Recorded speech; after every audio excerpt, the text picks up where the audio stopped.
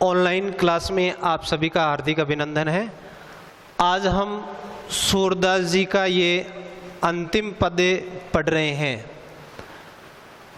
इस पद में गोपियाँ अपने मन की विवशता उद्धव के सामने व्यक्त कर रही हैं।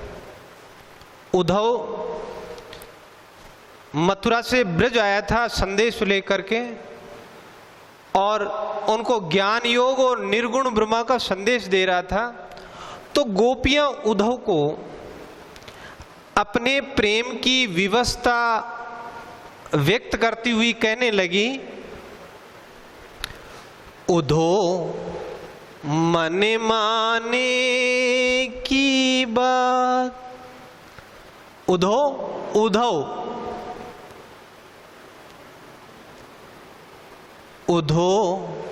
मने माने की बात। हे उद्धव, मन को जो अच्छा लगता है, उद्धव मने माने की बात। हे उद्धव, मन माने की बात है, यानी मन को जो अच्छा लगे वही श्रेष्ठ होता है। क्योंकि इसमें गोपियां उद्धव को अपने प्रेम की विवशता व्यक्त कर रही हैं और कह रही हैं, उद्धव मन माने की बात। अरे उद्धव, मन को जो अच्छा लगता है प्रेम उसी से होता है। अपने प्रेम की विवशता का वर्णन करते हुए गोपियां उद्धव को कहने लगी, क्योंकि उद्धव उनको ज्ञान योग और निर्गुण ब्रह्मा का संदेश दे रहा था। निर्गुण ब्रह्मा और ज्ञान योग के संदेश को मन में रमा नहीं पा रही थी गोपियां। तो गोपियां उद्धव को लक्ष्य करके कह रही हैं, उद्धव मन माने की बात। अरे उद्धव, मन को जो अच्छा लगता है उसी से प्रेम होता है। जैसे फिर अनेक उदाहरण दृष्टांत दे करके उद्धव को गोपियों ने बहुत अच्छी तरह से समझाया। दाख जुहारा छाड़ी अमृत फल, विष कीरा विष खात। उद्धव मन माने की बात। अरे उद्धव, मन को जो अच्छा लगता है प्रेम उसी से होता है। यानी हमारे मन को तो प्रियतम श्री कृष्ण अच्छे लगते हैं, इसीलिए हमें तो उनसे ही प्रेम है। हम निर्गुण ब्रह्मा से प्रेम नहीं कर सकती। फिर उदाहरण दे रही हैं, दृष्टांत दे रही हैं। क्या दृष्टांत दिया? दाख चुहारा छाड़ी अमृत फल। दाख किसमिस। किसमिस किसकी बनती है? अंगूर होते ना, अंगूर से सुखा करके किसमिस बनती है। दाख चुहारा, चुहारी आती हैं, ये दोनों ही सूखे मेवे होते हैं। दाख चुहारा छाड़ी, छाड़ी छोड़ करके अमृत फले, अमृत के समान किसमिस और चुहारी जैसे फलों को छोड़ करके विष कीरा विष खात। विष कीरा विषेला कीड़ा। विषेला कीड़ा, विषेला कीड़ा कौन होता है? जो विष खाता है। विष कीरा विष खात, विष जहर। अरे उद्धव, मन को जो अच्छा लगता है, मन को जो भाता है, प्रेम उसी से होता है। जैसे विषैले कीड़े को तो विष ही अच्छा लगता है। विषैला कीड़ा किसमिस और चुहारे जैसे अमृत फलों को छोड़कर विष कीड़ा तो विष ही खाता है। क्यों खाता है? क्योंकि उसको विष खाना ही अच्छा लगता है। जिसके मन में जिसका मन जिसको चाहता है उसे तो वही अच्छा लगता है। ये दृष्टांत किसका दृष्टांत दिया है? विषैले कीड़े का। विषैला कीड़ा किशमिश और चुहारी जैसे अमृत के समान सूखे मेवों को छोड़ करके विष ही खाता है। क्यों खाता है? क्योंकि विषैले कीड़े को विष खाना ही अच्छा लगता है। तो जिसके मन में जो भाता है, जिसके मन को जो अच्छा लगता है, प्रेम तो उसी से होता है ना। फिर आगे देखिए, जो चकोरे को देई कपूरे को तजी अंगारे अगात। जो चकोर को दई कपूरे, चकोर एक पक्षी होता है, वो अंगारे खाता है, चिंगारियां खाता है। क्योंकि चिंगारी खाना, शोले खाना ही उसको अच्छा लगता है।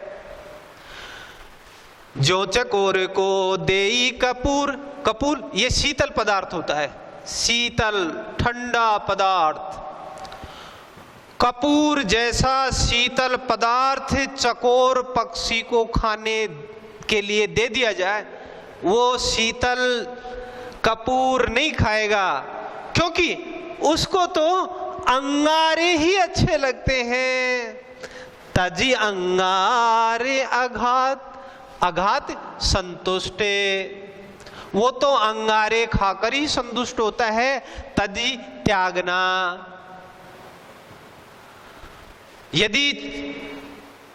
यदि चकोर पक्षी को कोई शीतल पदार्थ कपूर भी दे तो कपूर को छोड़ देता है और अंगारे खाना ही पसंद करता है और अंगारे खाकर ही संतुष्ट हो जाता है। यानी जिसके मन को जो अच्छा लगता है वह उसे ही चाहता है। ये सब उदाहरण और दृष्टांत क्यों दिए हैं? क्योंकि गोपियां ये कहना चाह रही हैं कि हमारे मन में तो श्री कृष्ण बसे हुए हैं, श्री कृष्ण को छोड़ करके हमारा मन अन्यतरे नहीं लग सकता। मधुप करते घरी फोरी काठ में, बंधते कमल के पास। मधुप भौरा, मधुप करते घरी फोरी काठ, काठ लकड़ी, भरमर लकड़ी को फोड़ करके और उसमें अपना घर बना लेता है। लकड़ी कितनी कठोर होती है, उसको फोड़ करके अपना घर बना लेता है, उसमें रहता है। मधुप करते घरे फोरी काठी में, भौरा काठ को फोड़ फोड़ करके उसमें अपना घर बना लेता है। लेकिन बंधते कमले के पास, लेकिन कमल पुष्प पर बैठ करके जब पराग का पान करता रहता है और जब सूर्यास्त के समय कमल की पंखुड़ियां बंद हो जाती हैं तो उस कमल के पंखुड़ियों में भौरा कैद हो जाता है, लेकिन कमल की पंखुड़ियों को कोई नुकसान नहीं पहुंचाता, उनको नहीं फोड़ता। क्यों नहीं फोड़ता है? क्योंकि भौरे का मन कमल को चाहता है, भौरे को कमल अच्छा लगता है, भौरे को कमल से प्रेम होता है। ये नहीं है कि उसमें कमल के पत्तों को फोड़ने की क्षमता नहीं है। बात यह है कि कमल से भौरे को प्रेम होता है और प्रेम के बंधन में किसी प्रकार का अहित नहीं होता है। ये किसको समझा रही? ये सारे उदाहरण और दृष्टांत क्यों दे रही है गोपियां? गोपियां अपने प्रेम की विवस्था को व्यक्त करने के लिए ये दे रही हैं कि जैसे भौरा काठ को फोड़ करके अपना घर बना लेता है, लेकिन जब कमल के पुष्प पर पराग का पान करते हुए बैठ जाता है और सूर्यास्त के समय पंखुड़ियां बंद हो जाती हैं, तो कमल की पंखुड़ियों में कैद हो जाता है, कमल के प्रेम में कैद हो जाता है, लेकिन कमल की पंखुड़ियों को कभी भी फोड़ता नहीं, उसका अहित नहीं करता। फिर आगे, जो पतंग हित जानिया आपनो, दीपक सो लपेटात। पतंग कीट, कौन से कीट? जब वर्षा ऋतु में, वर्षा के दौरान हम बल्ब जला लेते हैं, दीपक जला लेते हैं, तो उसके चारों ओर बहुत सारे कीट और पतंगे आकर के मंडराने लगते हैं। दीपक जला लेते हैं तो दीपक पर भी मंडराने लग जाएंगे। क्यों मंडराते हैं? दीपक सो लपटात, लपटात लिपटना। वो कीट और पतंगे अपना हित जानकर ही दीपक की लौ से लिपट जाते हैं। क्यों लिपट जाते हैं? क्योंकि पतंगे को दीपक की लौ से प्रेम होता है, उस आग से प्रेम होता है, और उसको पता है कि इस आग से लिपटूंगा तो मैं जल के खाक हो जाऊंगा। लेकिन प्रेम में जलना भी मंजूर होता है पतंगे का। उस दीपक की लौ से पतंगे को गहरा प्रेम है, और दीपक जलाते ही वो पतंगे उसके चारों ओर मंडराने लगते हैं। क्यों मंडराने लगते हैं? क्योंकि पतंगों को दीपक की लौ से, उस आग से प्रेम है, और प्रेम में वो जलकर आत्म बलिदान को मंजूर कर लेते हैं, लेकिन दूर नहीं हटते। यानी कि प्रेम में समर्पण होता है, प्रेम में बलिदान होता है। जो पतंग हित जानिया आपनो, जैसे पतंगा कीट अपना हित जानकर ही दीपक सो लपटाते, दीपक से लिपट जाते हैं। क्योंकि पतंगों को दीपक से प्रेम होता है, दीपक की लौ से प्रेम होता है। ये उदाहरण दिया है, देखो पतंगे का और दीपक का उदाहरण दिया है कि पतंगों को दीपक की लौ से प्रेम होता है। ये क्यों दिया उदाहरण? ये उदाहरण अलंकार है। यहाँ क्यों दिया उदाहरण? क्योंकि उद्धव को गोपियां समझाना चाहती हैं कि हमारे बस की बात नहीं है, हम श्री कृष्ण को नहीं छोड़ सकते। अपने प्रेम की विवस्था को अनेक दृष्टांतों से, अनेक उदाहरणों से समझा रही हैं कि जैसे दीपक की लौ से पतंगे को प्रेम होता है और उस आग में जलना मंजूर, लेकिन उससे जुदा होना मंजूर नहीं है। तो ये अपने प्रेम की व्यवस्था बता रही हैं। सूर्यदास जाको मन जासो, सोही ताही सुहा। सूरदास जी वर्णन करते हुए कह रहे हैं, गोपियां उद्धव से कहने लगी, अरे उद्धव, जाको मन जासो, जिसका मन जैसा होता है, जिसका मन जैसा होता है, सोही ताही सुहात, सोही वही उसे सुहात अच्छा लगता है, अच्छा लगता है। सूर्यदास जाको मन जासो, सोही ताही सुहात।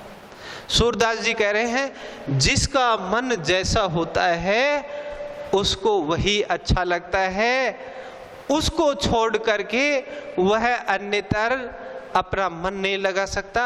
तो गोपियां अपने प्रेम की विवस्था और श्री कृष्ण से प्रेम लगाव को समझाने के लिए देखो विषैले कीड़े का दृष्टांत दिया है, चकोर पक्षी का दृष्टांत दिया है, मोरे का दृष्टांत दिया है, और ये पतंग और दीपक का उदाहरण दिया है।